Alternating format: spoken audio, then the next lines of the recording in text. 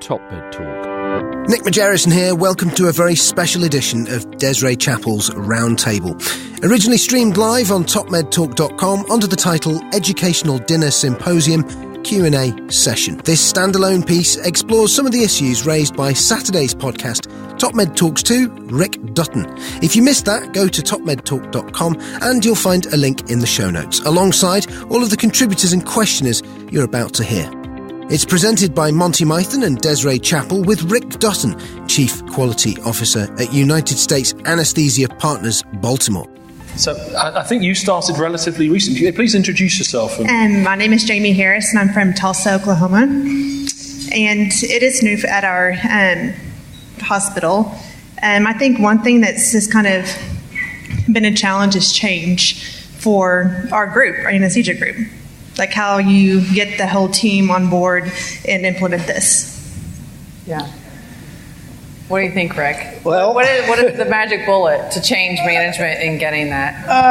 Ultimately, the big answer is you want to build a culture in the group of being open to change, right? That we will adopt new things as they come along. We'll build them into their practice. We'll look at what works. We'll keep the good stuff and let the bad stuff go. Getting that started, it's really a very incremental process.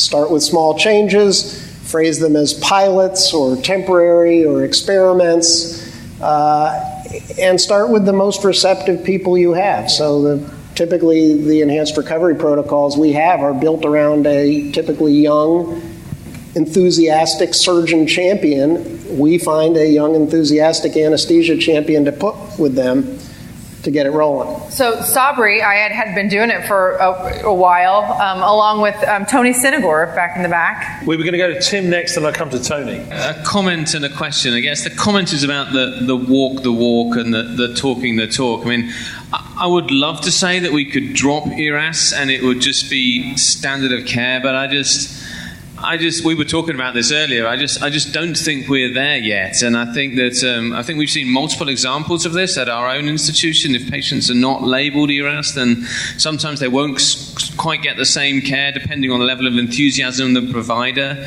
When the enhanced recovery coordinators go on maternity leave, programs can fall apart.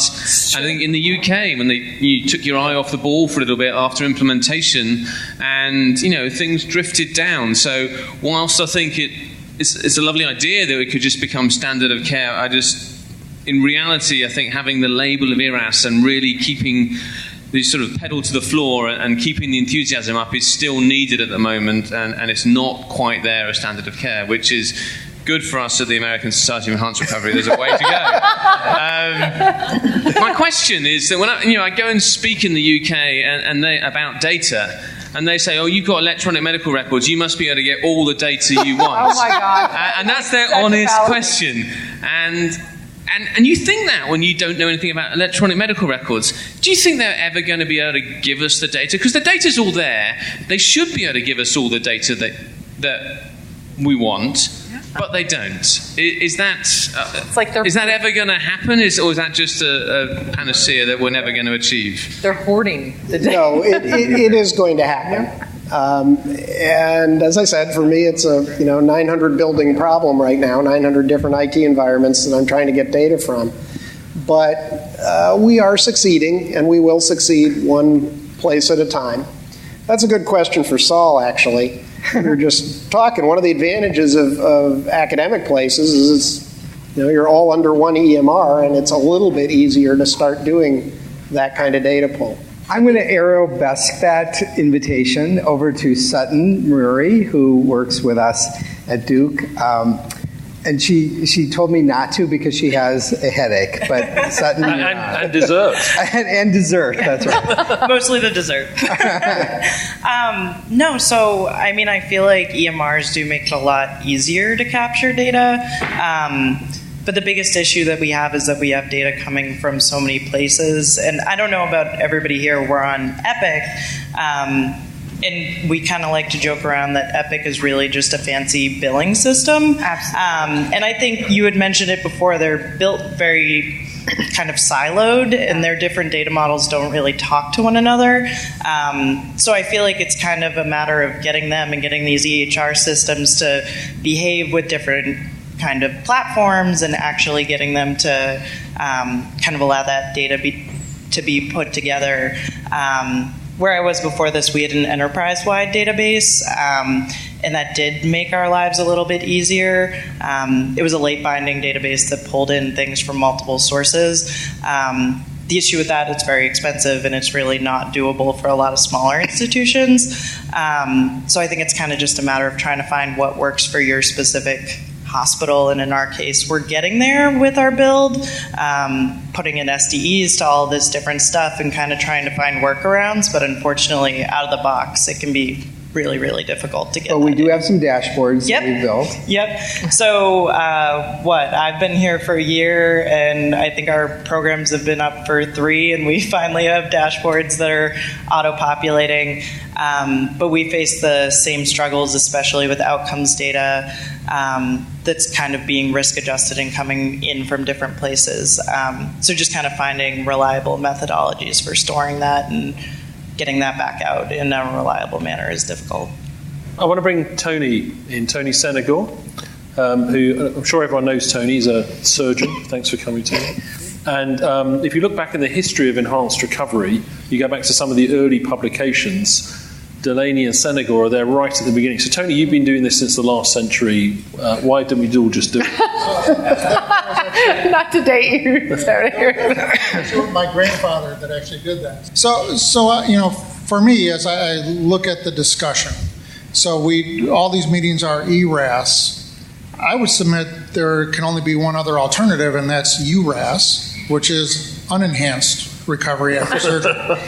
Because, the challenge has been that not much of this, even though we meet and there's lots of meetings like this, it really hasn't trickled into the things that our trainees read. It hardly is it embedded in textbooks. You have to read review articles to get it. So it's really hard to go to one source and say this is really standard. So I'm intrigued since almost everything is anesthesia's fault anyways. But of course. Of course. Hello. When as a consumer of anesthesia services, it is amazing how eclectic the profession is within a similar group. And so you really begin to wonder, do you, and I submit we're probably equally or more eclectic I was just going to say, right? Come on, Stones. Right, but you do wonder at some point the variability can't be tolerated anymore because the outcomes are so obvious with the data, right? So we can be moving around the margins about the new science, but a lot of the basic things are really pretty basic today. I mean, just fluid management, right? Yeah. You can be this far apart and be okay, but to be this far apart is really not acceptable. And there are any number of tools. Choose which one you want to use, but it's very hard because I did a month of anesthesia, so I'm almost board certified. Oh, well, yeah. Right? The challenge with that is you can hit a number that I ask you to hit, but it has nothing to do with physiology. So we need to really figure out how are we going to look at the physiology of the patient to be able to get that intraoperative care standardized. And Tony, are you all teaching it in medical school here and nursing school? Not even close. Because that has happened in the UK. Yeah, so my son qualified relatively recently as a doctor, and they don't call it enhanced recovery. He's only learned about those principles. Yeah, I would tell you in general surgery, because of all the changes that we've had with the work hour restrictions, the biggest victim of that is the perioperative assessment of the surgical patient. It really has moved to mostly a technical exercise, which is important, arguably, but to really be a surgeon, it's really both components. But because we've stripped out the contact hours, the default has been to the technical side. So we're losing a lot of this legacy knowledge in general surgery, so I'm not sure who's going to pick it up. Hopefully your trainees will, because we have a challenge in surgery. Yeah. Do we have a question in there? It's really hard to kind of see here. Oh, Attila. Yes, Attila Kett, another friend of the EBPOM family you'll hear this weekend. Yeah, so we talked about that, how important is collecting major morbidity, mortality data, process measures. My question is more regarding what I consider one of the most important data is the patient-related outcome measures, and how do you propose to collect those? What tools you suggest to collect those? What are you guys doing right now? So collecting patient-reported outcomes. Yeah, so with the advantage of my cool job and lots of resources, we stuck our toes in the water on this. And starting about a year ago, we've actually sent every patient a survey at 6 weeks post-op. And it's very crude. We kind of whipped it up on the back of an envelope with our vendor. But it's called the Global Surgical Outcomes Survey. And it asks the patient to respond to some very specific questions. How long did you take pain medicine for?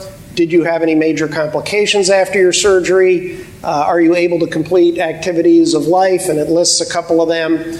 And then the most important one, which came up this afternoon, is, would you have had this operation again?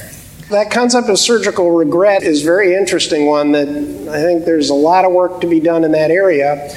I asked Tim what his guess on our number was on that. We have tens of thousands of these surveys returned at this point, and all comers, all surgical operations, C-sections, cataracts, knee replacements, the whole works, 6 weeks after, 75% of patients would have the operation again. Which begs a really big question about the 25% who wouldn't have the operation again and what's going on there. And I think we have a lot to learn in that area. What's your response rate? Response rate? Response rate on that's about 20% right now. So better than average. It's a very large sample. I have no idea what all the biases in it are. I am certain that the first thing we really need to do with the data is split it by different surgical types, right? Because a cataract is really very different from a knee replacement, especially 6 weeks after. But as I say, we're just getting our toes in the water. You know, it's a relatively unvalidated tool. So we have a lot to do, but I think that's going to be a huge area going forward. So we use a tool, we use technology for this very purpose and have more like an ongoing conversation with the patient. So that's way we're able to get our response rate. I think right now it's about 63%. So like it's really high, and it's very quick data. So the patients enter data immediately through a smartphone, and it's actionable. So if they have pain, it's the pain is more, the narcotic use is more, etc. We can respond. So I think that's important to not just collect that data, but really make it real-time actionable. Yeah, start to operationalize it, no question. The best thing I heard this afternoon was talking about the app for childbirth, mm-hmm. right? That starts a few weeks before delivery and goes through the delivery process and right after. Because those surveys should not be one-off events. They should be part of an ongoing discussion with the patient and engagement with them throughout the arc of care. And I'm trying very hard to build some models of that in our business because I really think that's where the future of good practice is. Philosophic point, I guess, question. Data driving information, driving best practice, and data being as encompassing as not just collecting our metrics through a medical record, but also patient reported, et cetera, et cetera. Okay. And we all are all smart. We're all motivated to do the right thing. And yet, as Tony pointed out, we just aren't doing it very effectively. On the continuum of these 6 words that are just embedded in anyone's mind, total cost of care and two-sided risk on an external sort of pressure versus our intrinsic desire to do the right thing for the right reasons in the right way. How do you balance those? How do you reconcile those? How do you proportionately weight those as levers of change? It's a very interesting question. I think there's no question that we, physicians, nurses, the healthcare community, have to have some skin in the game. So I think there's a great benefit of two-way risk models to drive good care, to drive innovation, and to really empower us and incentivize us to do the right thing. The flip side of that, and it happened in the United States in the 90s, right? We went through a huge wave of everybody's going to be in an HMO and it's all going to be capitated care.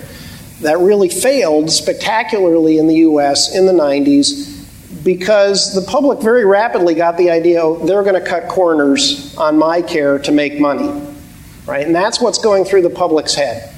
So I strongly agree with incentivizing care and giving us financial incentives to do the right thing, but you have to balance that with a transparent, quality programs so that you can show the public the data that says your care is not just cheaper, it's not just more efficient, it's better. That's the trick this time around. So we're coming up to the last few minutes. If anyone else wants to make a comment or a question. Yeah. Everyone burning. Here we go, sir, please. Hi, Dan Engelman. I'm a cardiac surgeon from Massachusetts. I'm also the president of the ERAS Cardiac Society, which has started about 2 years ago, and represent the cardiac surgeons of the world in getting this going. So we're a little behind, but we're catching up rapidly, and we're just about to release our guidelines. But that said, I have a couple points from start to finish. First of all, I agree with everything that everybody said, and it totally relates to cardiac surgery.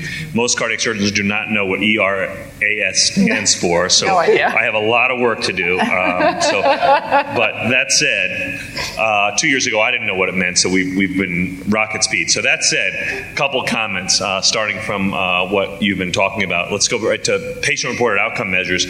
We use one of these apps that one of you was mentioned, and it starts absolutely the minute you're booked for surgery. You meet your surgeon on your phone, you see his picture, you hear about him, and you're engaged from the start. It goes all the way through your carb loading, your MPO, your stopping your Plavix, everything about your meds, every problem you have, pain, post-op, real time, I have pain, come to my room.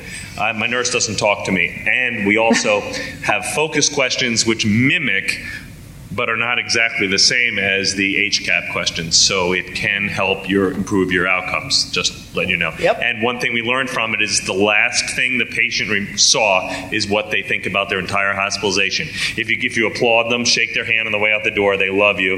If the last thing they heard was you forcing them out before 11 a.m. because you need the bed, they hate you. Doesn't matter that you did 2 weeks of surgery. That's that take-home message.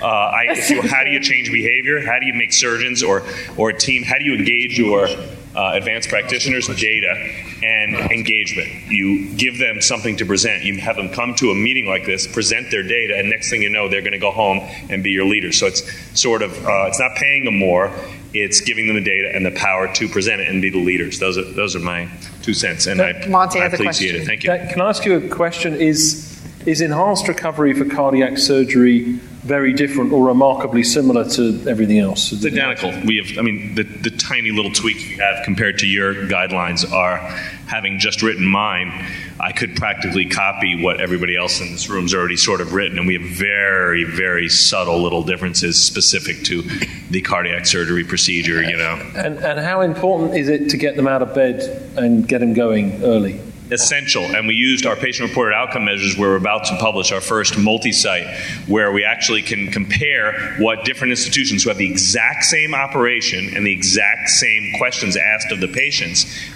what the patients report of when they got out of bed, what's their pain level, what's their anxiety, and we could see that Hospital X does it better than Hospital Y, and now we multi-site get on the phone once a week and go, how do you do it? And they go, well, we have a little board, we move a little magnet across, and I'm like, what a great cheap idea. We share best practice, and then we can in real time see if we can move it. So yes, absolutely. It's all the same. It's the same stuff. So sitting out of bed having breakfast is success, and not sitting out of bed having breakfast is failure. Next morning on rounds, I want to see him out of bed having breakfast. Yeah. Absolutely. But in the old days, it was Swan. We can't get out of bed as a Swan. But it's crazy. Don't get me started. But. Don't get me started. Because all of us here are so very passionate about it, because if you're sticking with us right now, you are passionate about improving perioperative care and enhanced recovery and all those things that we do. So I want to thank you guys. Thanks to Rick. Thank you so much for sitting down with us. And the EBPOM team and everyone that's supported us. Thank you so much. And thank you guys here live in Dallas, Texas at the Pegasus Room at Magnolia Hotel for the third EBPOM Perioperative Practicum Masterclass. There is a Twitter, we're blowing up Twitter with EBPOM right now. So go on there and join us on social media, Twitter, LinkedIn, Facebook. It's all great.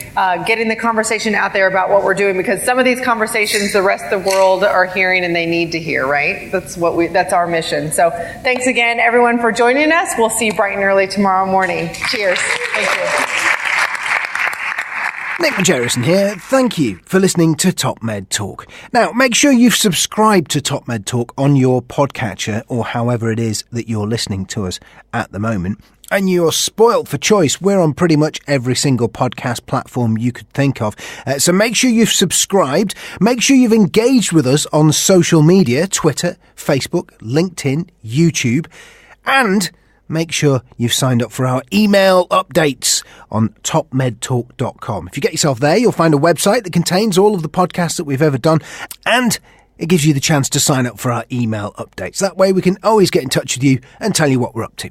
Oh, and while you're online, check out ebpom.org/meetings. While you're there, get excited about EBPOM London 2019, the London Perioperative Medicine Congress. It's on July the 2nd, and it's one of many meetings that EBPOM organises around the world in order to communicate the perioperative medicine message. Have a look, ebpom.org/meetings.